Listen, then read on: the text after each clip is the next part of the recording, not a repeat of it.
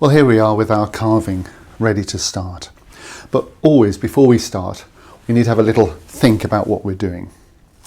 Luckily, in this case, I have my version of this. So this really helps. And you can see how much bigger the carving is going to be.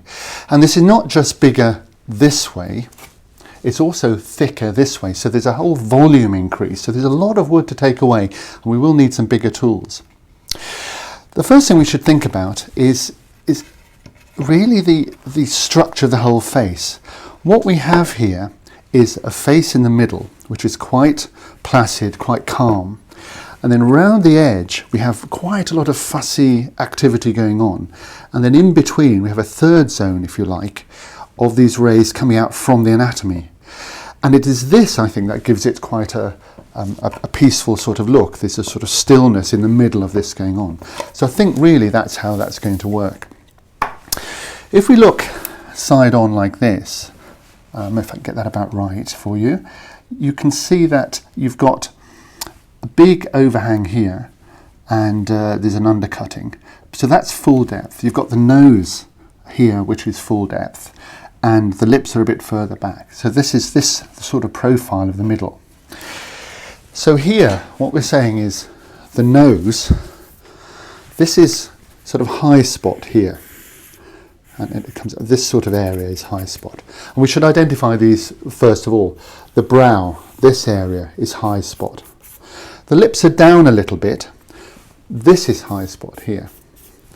So these are areas that we can work from the surface of the wood into the carving.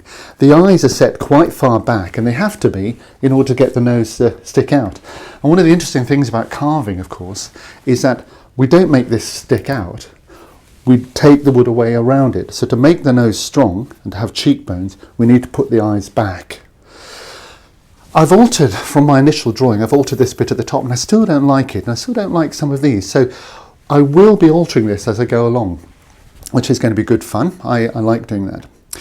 So the first stage then, now we've had to think about it, is to start carving down from these high spots. And I'm going to work the face first, and I'm probably going to leave all this edge. Then I'm going to knock that back, because that goes right to the back of the carving.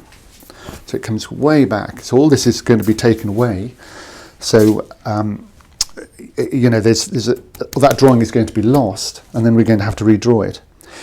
So I'm going to work on the face first, push that over there, and then what I'll do is I'll work one side a bit, perhaps this side, I haven't made my mind up yet, and then I'll copy that on the other side. So because it's symmetrical, I can go either side like this. And that's a good way of working, because you take your drawing off, then you can redraw it from the other side and backwards and forwards.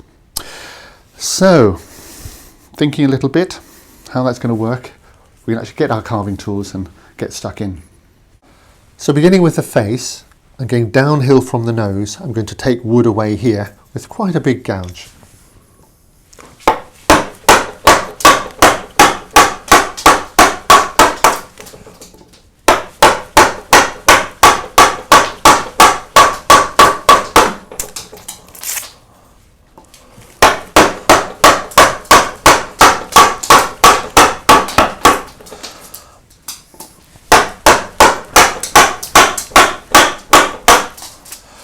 The nostrils, again, have to go back. Don't leave these sticking out.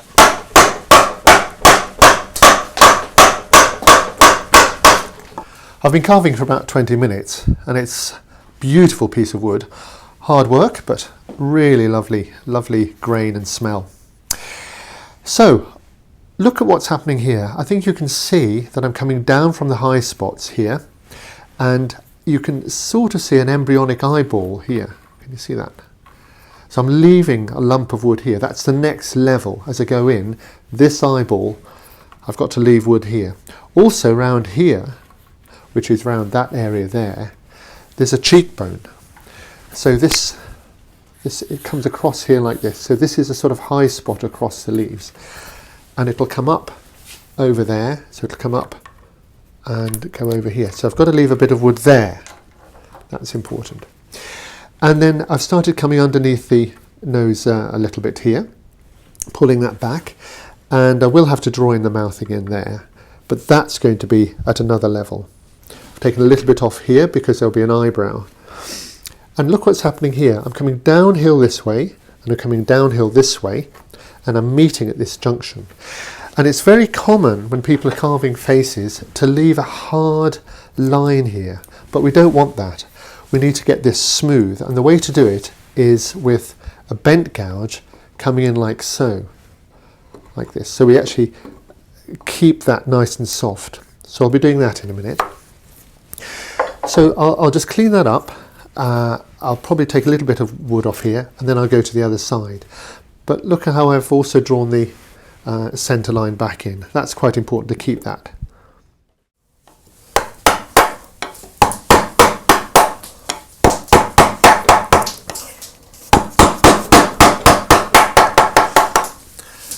I should say that this particular gouge has a very thick shank here, and because of that I can use it with a mallet. If you've got a thin shanked spoon bent or short bent gouge, you'll have to use it by hand, and you really don't use a mallet. So let's get some of that off.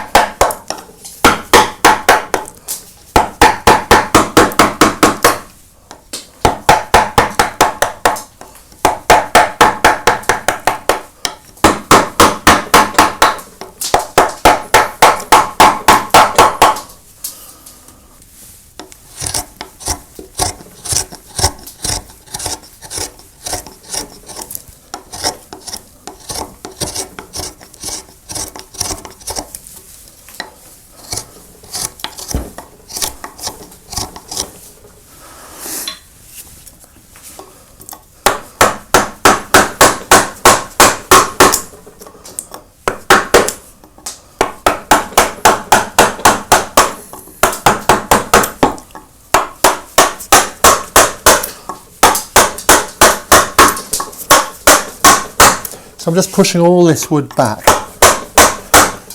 and stopping somewhere to the far side at the moment.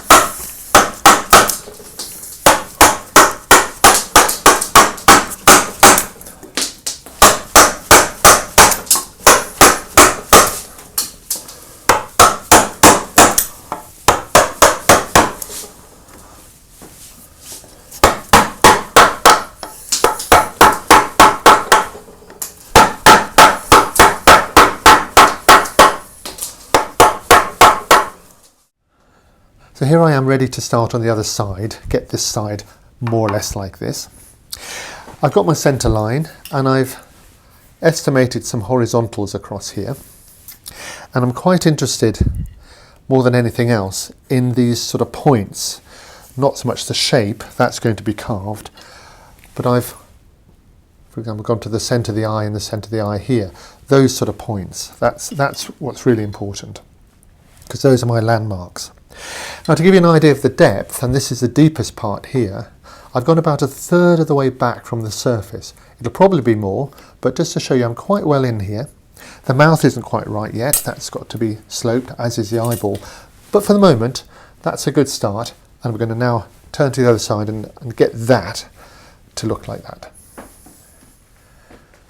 So here we are with the two sides pretty similar.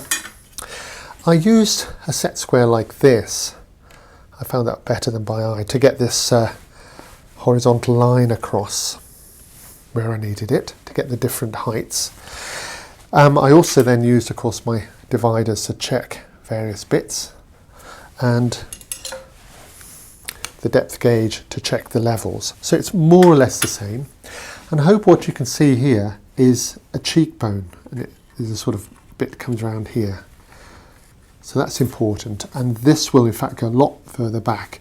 But at the moment, you've got this cheekbone, the mouth is here a little bit further back, but of course we've got all these leaves that are going to come off here, so we don't need to go too far. So that'll be a good place to stop, the nose pushed back a little bit.